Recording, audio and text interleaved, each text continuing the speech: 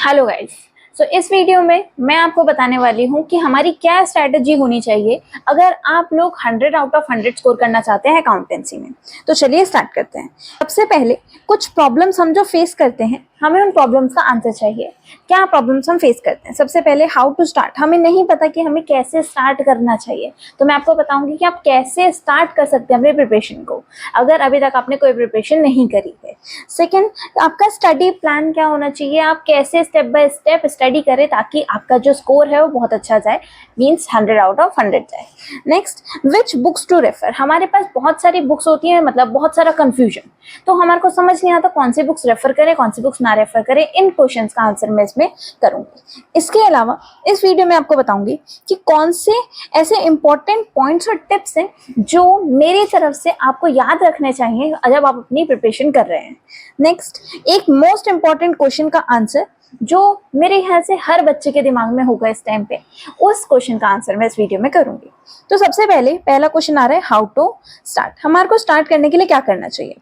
So understand your exam pattern. जब भी हम प्रिपरेशन स्टार्ट करते हैं ना, तो बेसिक जो फर्स्ट थिंग हमें करनी चाहिए, हमारे को हमारा एग्जाम पैटर्न समझना चाहिए।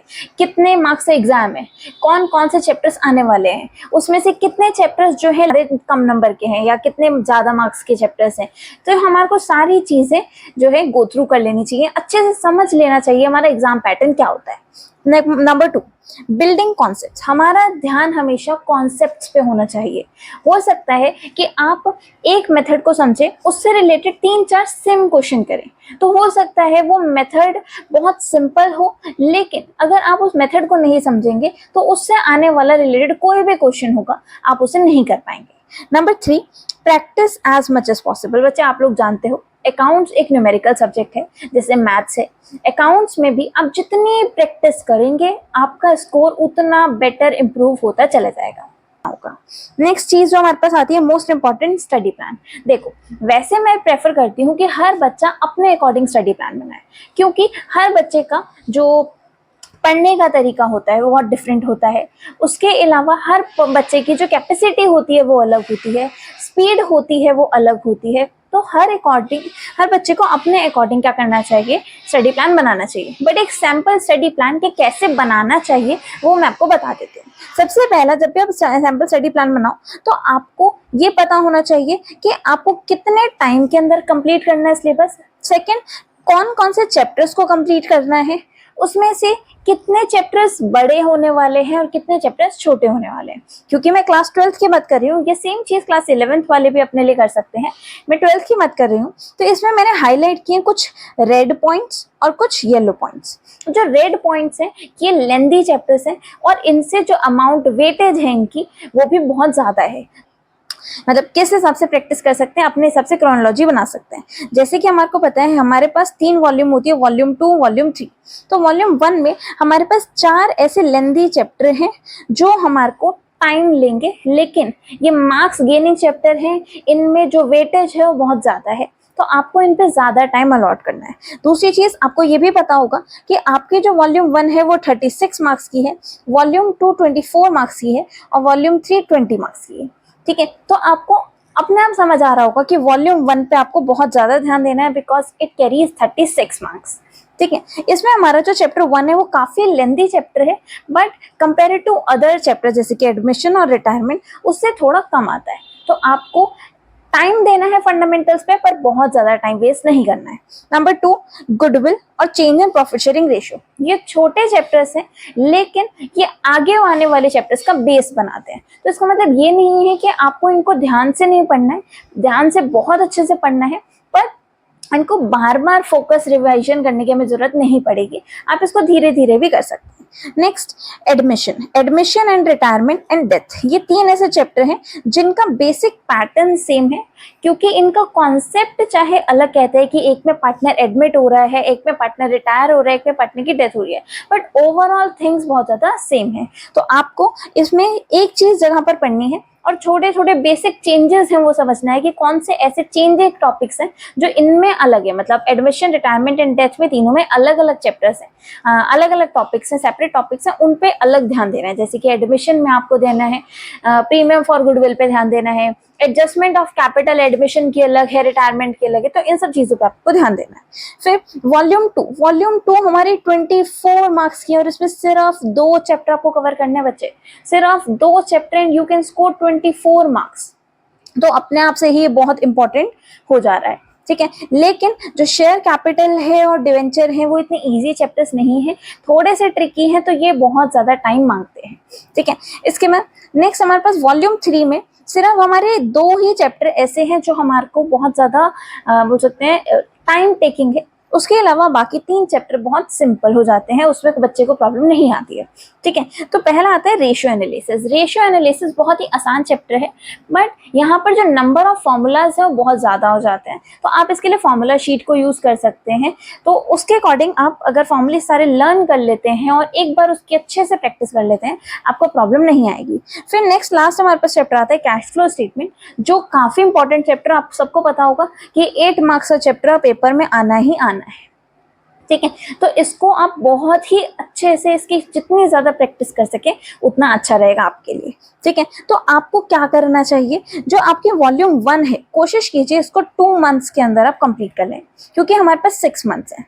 6 मंथ्स में मेरे अकॉर्डिंग 6 मंथ्स मीन्स आप अगर जून से स्टार्ट कर रहे हैं और आप लगभग नवंबर मिड तक पढ़ाई कर रहे हैं या फिर नवंबर एंड तक पढ़ाई कर रहे हैं, क्योंकि उसके बाद आपके प्री बोर्ड्स आ जाएंगे, उसके बाद आपकी सेल्फ स्टडी का टाइम या न्यू पढ़ने का टाइम कम हो जाता है, रिविजन का टाइम ज़्यादा बढ़ जाता है। तो हमारे को कोशिश करनी है कि नवंबर एंड तक हम इसको ख़त्म कर दें, इसलिए वॉल्यूम 1 पे आप कोशिश करिए आप 2 मंथ्स दें, वॉल्यूम 2 पे आप जनरली 1 मंथ से ज़्यादा ना दें, एंड वॉल्यूम 3 में आप 1 मंथ से ज़्यादा ना दें।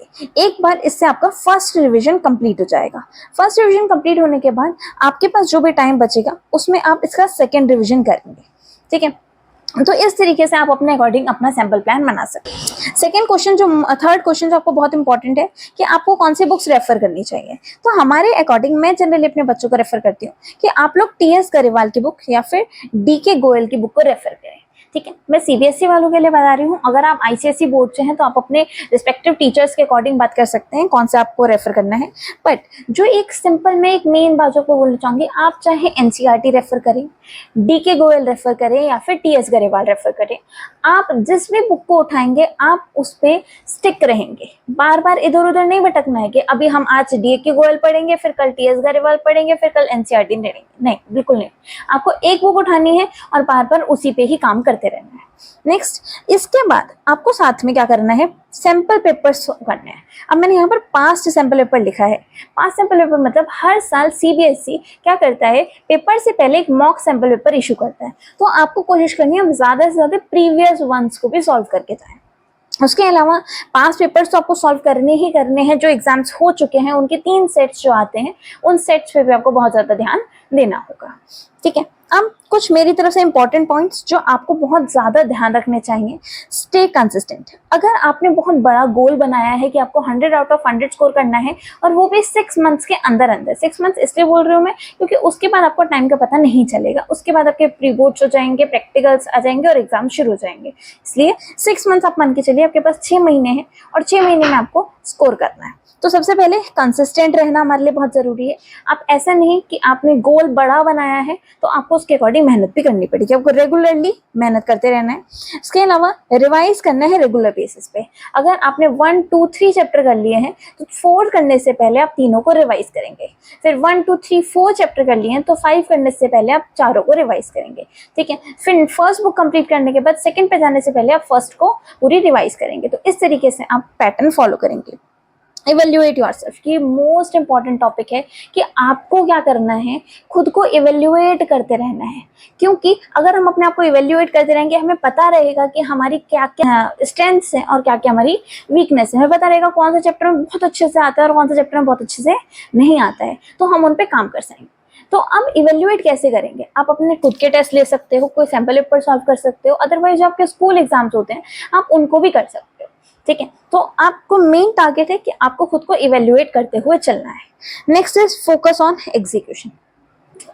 आप इस चीज़ को बहुत अच्छे से गांठ बांध लो कि हमारे को प्लानिंग से ज़्यादा एग्जीक्यूशन पे ध्यान देना है। बहुत बड़ी बड़ी कंपनीज होती हैं जो बहुत ज़्यादा टाइम लगाती हैं प्लानिंग पे, पर उनके पास एग्जीक्यूशन के लिए टाइम नहीं बचता। तो आप भी अगर बहुत और टाइम वेस्ट करेंगे और 10-12 वीडियोस देखेंगे, 2-4 दिन और वेस्ट करेंगे, तो एग्जीक्यूशन का टाइम कम कम कम होता जाएगा। कोशिश करो कि आप अभी से ही इम्प्लीमेंटेशन शुरू कर दो। अब नेक्स्ट हमारे पास आ रहा है कि हमारे को 100% हमारा सिलेबस कंप्लीट करना है, क्योंकि आप लोगों ने डिसाइड किया है कि हमें 100 आउट ऑफ 100 मार्क्स लाने हैं, तो सिलेबस भी आपको कैसा करना होगा, बिल्कुल 100% कंप्लीट करना होगा। नेक्स्ट लास्ट पॉइंट मेरी तरफ से जो टिप है, don't compare your self with your friends. आपके फ्रेंड्स हो सकता है आपसे आगे हो सकता है आपसे पीछे हो, बट आपको अपने ऊपर फोकस करना है कि मेरा सिलेबस कहाँ तक पहुँचा, आपको उनसे कंपेयर नहीं करना है। अब लास्ट मोस्ट इंपॉर्टेंट क्वेश्चन पर आते हैं, जो हर एक स्टूडेंट के दिमाग में आज के टाइम पे होगा। आज हम 15 जून की बात कर रहे हैं और इस टाइम पे हर स्टूडेंट ये जानना चाहता है कि अगर मैं आज 0 से स्टार्ट करूं, मतलब मैंने अभी तो कुछ नहीं पढ़ा है, तो क्या मैं फिर भी 100 आउट ऑफ 100 स्कोर कर सकता हूं क्या? तो आंसर इज यस, आप कर सकते हो, बिल्कुल कर सकते हो, लेकिन आपको कंसिस्टेंट रहना होगा, आपको अपना स्टडी प्लान केयरफुली फॉलो करना है, ठीक है। उसके अलावा कॉन्फिडेंट रहना है और ऑप्टिमिस्टिक रहना है, ठीक है। मुझे लगता है अगर आप ये सारी टिप्स को फॉलो करोगे और अच्छे से जी जान से मेहनत करोगे तो आप पक्का 100/100 स्कोर करोगे। सो अगर आप लोग सच में स्कोर करना चाहते हैं 100/100, तो आप मुझे कमेंट सेक्शन में प्रॉमिस लिख के भेजिए, ताकि मुझे पता चले कितने लोग प्रॉमिस करते हैं कि वो 100/100 स्कोर करेंगे। आई होप ये वीडियो आपको पसंद आई हो। इसके अलावा अगर आपके कोई भी क्वेश्चंस, कोई भी डाउट्स हैं, तो आप मुझे कमेंट सेक्शन में बता सकते हैं। I will be happy to answer. Second most important thing, please like, share and subscribe to my channel. And अगर आपको कोई भी ऐसा टॉपिक है जो आपको कहीं से समझ नहीं आ रहा है, आप कमेंट्स में लिखिए and I will make the video on that specific topic. Thank you, bye bye.